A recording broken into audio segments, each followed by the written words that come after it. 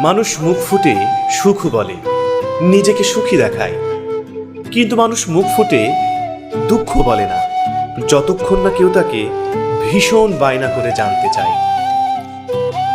নিজেকে সুখী দেখানো খুব সহজ, তাই মানুষ তার চোখ, মুখ, কাজ, লেখা ও বাস্তবে কিংবা ভার্চুয়াল সব কিছুতে নিজেকে ফ্লেক্সিবল দেখায়, স্ট্রং দেখায় এবং সবাই এটাই দেখে। কিন্তু দুঃখ দেখানো কঠিন, দুঃখ জানাও কঠিন। দুঃখ সবাইকে বলা যায় না, মন খারাপের কারণ সবাইকে বলা যায় না। কেমন আছির জবাবে সত্যিই ভালো নেই এটাও লেখা যায় না। দুঃখ বলার জায়গাটা কমফোর্ট জোন হতে হয়, শোনার আকুতি থাকতে হয়, হাতে সময় থাকতে হয়, ধৈর্য থাকতে হয়, চোখের শীতলতা থাকতে হয়। যার এই কমফোর্ট জোন আছে